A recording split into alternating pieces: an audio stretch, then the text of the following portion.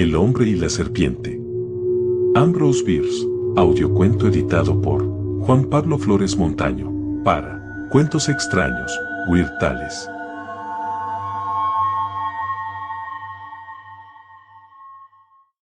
El hombre y la serpiente. The Man and the Snake, 1891. Es un informe verdadero, atestiguado por tantos que ahora ninguno de los sabios e ilustrados lo niega, el que los ojos de la serpiente tienen una propiedad magnética que hace que aquellos que caigan en su persuasión se acerquen a pesar de su voluntad y perezcan miserablemente por la mordedura de ese ser. Y, tumbado cómodamente en un sofá, en bata y zapatillas, Harker Bratten sonrió al leer la anterior frase del viejo libro de Morrister, Marvels of Science. Lo único que tiene de maravilloso el asunto, dijo para sí mismo, es que los hombres sabios e ilustrados de los tiempos de Morrister creyeran esas tonterías que rechazan hasta los más ignorantes de nuestra época. Se produjo entonces una cadena de reflexiones, pues Bratten era un hombre de pensamiento e inconscientemente bajó el libro sin alterar la dirección de la mirada. En cuanto el volumen estuvo por debajo de su línea de visión, algo que había en una oscura esquina de la habitación atrajo su atención sobre su entorno. Lo que vio en la sombra, debajo de la cama, fueron dos pequeños puntos de luz que parecían separados entre sí por unos 2 centímetros. Un momento más tarde, un impulso que no se le ocurrió analizar, le hizo bajar de nuevo el libro y buscar lo que había visto antes. Allí seguían, todavía, los puntos de luz. Daba la impresión de que se hubieran vuelto más brillantes que antes, que resplandecieran con un brillo verdoso que no había observado la primera vez. También pensó que debían haberse movido un poco, que estaban algo más cerca. Sin embargo, seguían todavía demasiado metidos en la sombra como para revelar su naturaleza y origen a una atención indolente, por lo que reanudó la lectura. De pronto, algo que había en el texto le sugirió un pensamiento que le hizo sobresaltarse y dejar caer el libro por tercera vez a un lado del sofá, de donde, al escapar de su mano, cayó al suelo boca abajo. Levantándose a medias, Bratten fijó la mirada en la zona de oscuridad que había bajo la cama, donde le pareció que los puntos de luz brillaban con un fuego todavía mayor. Ahora su atención se había despertado plenamente y su mirada era impaciente e imperativa. De esa manera vio, casi directamente bajo la barandilla del pie de la cama, los anillos de una gran serpiente. Los puntos de luz eran sus ojos, su cabeza horrible, que sobresalía del anillo interior y descansaba sobre el más exterior, se orientaba directamente hacia él, pues la definición de la mandíbula ancha y brutal y de la frente, semejante a la de un idiota, servía para mostrar la dirección de su mirada maligna. Los ojos no eran ya simples puntos luminosos, pues parecían tener en sí mismos un significado maligno. 2. Afortunadamente, una serpiente en el dormitorio de una de las mejores casas de una ciudad moderna no es un fenómeno tan común que convierta en algo totalmente innecesaria una explicación. Harker Bratten, un soltero de 35 años, erudito, ocioso y algo atlético, rico, famoso y de buena salud, había regresado a San Francisco de un viaje realizado por todo tipo de países remotos y poco habituales. Sus gustos, siempre un poco lujosos, se habían vuelto algo más exigentes tras largas privaciones, por lo que incluso los recursos del Castle Hotel resultaban inadecuados para su absoluta gratificación, razón por la que había aceptado alegremente la hospitalidad de su amigo el distinguido científico Dr. Druring. La casa grande y anticuada del Dr. Druring, situada en lo que es ahora un oscuro barrio de la ciudad, tenía un aspecto exterior y visible de orgulloso apartamiento. Claramente no se relacionaba con las edificaciones contiguas de su alterado entorno, por lo que parecía haber desarrollado algunas excentricidades surgidas directamente de su aislamiento. Una de ellas era un ala, claramente irrelevante desde el punto de vista arquitectónico y no menos rebelde en cuanto al propósito, pues se trataba de una combinación de laboratorio, casa de fieras y museo. Allí era donde el doctor satisfacía el aspecto científico de su naturaleza con el estudio de aquellas formas de la vida animal que atraían su interés y se conformaban a sus gustos, que debe confesarse se dirigían más bien hacia los de tipo inferior. Para que alguno de los superiores resultara agradable a sus sentidos debía retener por lo menos algunas características rudimentarias pertenecientes a los dragones primigenios, como era el caso de los sapos y las serpientes. Sus simpatías científicas eran claramente reptilianas, amaba a los seres vulgares de la naturaleza y gustaba de describirse a sí mismo como el Zola de la zoología. Como su esposa e hijas no tenían la ventaja de compartir su curiosidad ilustrada con respecto a las obras y costumbres de estas, para nosotros, malhadadas criaturas, habían sido excluidas con innecesaria austeridad de lo que él llamaba el serpentario, y condenadas a las compañías de sus semejantes, aunque para suavizar los rigores de su destino, gracias a su gran riqueza había permitido a los reptiles vivir en un entorno magnificente y brillar con esplendor superior. Arquitectónicamente y desde el punto de vista del amueblamiento, el serpentario gozaba de una severa simplicidad adecuada a las circunstancias humildes de sus ocupantes, a muchos de los cuales, por razones de seguridad, no se les podía conceder la libertad que es necesaria para el gozo pleno de lujo, porque tenían la inquietante peculiaridad de estar vivos. Sin embargo, en sus apartamentos tenían tan escasas restricciones personales como resultaran compatibles con la protección que necesitaban frente a la costumbre funesta de comerse unos a otros. Por lo demás, tal como Bratton había sido solícitamente advertido, era más que una tradición el que algunos de ellos, en diversos momentos, se encontraran en ciertas partes del lugar en las que hubiera resultado bastante embarazoso explicar su presencia. Más a pesar del serpentario y de sus extraordinarias asociaciones, a las que para ser sinceros prestaba él muy poca atención, la vida en la mansión Druring le resultaba a Bratton muy de su agrado. 3. Salvo un sobresalto y un simple estremecimiento de desagrado, aquello no afectó demasiado al señor Bratton. Su primer pensamiento fue el de tocar la campana para que viniera un criado, pero, aunque el cordón de la campana colgara muy cerca de donde estaba, no hizo ningún movimiento hacia él. Pasó por su mente el pensamiento de que dicho acto le convertiría en sospechoso de haber tenido miedo, lo que desde luego no había sido cierto. Tenía una conciencia más aguda de la naturaleza incongruente de la situación que de la sensación de verse afectado por sus peligros. Aquella resultaba repugnante, pero absurda. El reptil pertenecía a una especie con la que Bratton no estaba familiarizado. Tan solo podía conjeturar su longitud, pero en su parte más visible el cuerpo del animal parecía tan grueso como su antebrazo. ¿En qué medida resultaba peligroso, si es que lo era? ¿Era una serpiente venenosa? ¿Constrictora? Su conocimiento de las señales de peligro de la naturaleza no le permitían saberlo, nunca había descifrado esos códigos. Pero si el animal no era peligroso, al menos era ofensivo. Y resultaba además, por encontrarse fuera de lugar, una impertinencia. La gema no era digna del engaste. Ni siquiera los gustos bárbaros de nuestro tiempo y país, que han recargado las paredes de las habitaciones con cuadros, el suelo con muebles y los muebles con chucherías, habían proporcionado un lugar adecuado para ese ejemplar de vida salvaje de la selva.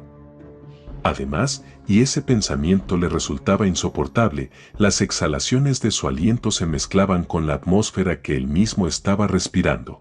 Cuando aquellos pensamientos tomaron forma, con mayor o menor definición, en la mente de Bratton, le obligaron a la acción.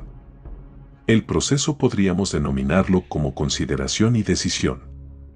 Mediante él somos sabios o imprudentes. Así es como la hoja marchita bajo una brisa otoñal muestra mayor o menor inteligencia que sus semejantes cayendo sobre el suelo o sobre el lago. El secreto de la acción humana es manifiesto, algo contrae nuestros músculos. ¿Tiene alguna importancia el que demos el nombre de voluntad a esos cambios moleculares preparatorios? Bratton se puso en pie y se dispuso a alejarse despaciosamente de la serpiente, sin inquietarla si ello era posible, hasta cruzar la puerta. Así se retiran los hombres de la presencia de lo grandioso, pero lo grandioso es poder, y el poder es una amenaza. sabía que podía caminar hacia atrás sin equivocarse. Si el monstruo le seguía, el gusto del decorador que había llenado las paredes de pintura también había colgado de ellas toda una serie de armas orientales asesinas, de entre las que podría elegir una que resultara conveniente a la ocasión. Entretanto, los ojos de la serpiente ardían con una malevolencia más implacable todavía que antes. Bratton levantó del suelo el pie derecho dispuesto a dar un paso atrás, pero en ese mismo momento sintió una poderosa aversión a hacerlo. Se me considera un hombre valiente, pensó. ¿Es que la valentía no es sino orgullo? Por el hecho de que no haya nadie que atestigue la vergüenza, voy a retirarme. Se sostenía apoyando la mano derecha en el respaldo de la silla, puesto que tenía el pie suspendido en el aire. Absurdo, dijo en voz alta. No soy tan cobarde como para tener miedo de que parezca estar atemorizado. Levantó el pie un poco más, doblando ligeramente la rodilla y posándolo en el suelo, un par de centímetros por delante del otro. No podía ni pensar cómo había sucedido aquello. El intento que hizo con el pie izquierdo obtuvo el mismo resultado, también este avanzó con respecto al derecho. La mano aferraba el respaldo de la silla, el brazo estaba recto, como si fuera a tirar de la silla hacia atrás. Cualquier observador habría dicho que no deseaba perder ese punto de asimiento. La cabeza maligna de la serpiente seguía sobresaliendo desde el anillo interior, lo mismo que antes, al nivel del cuello.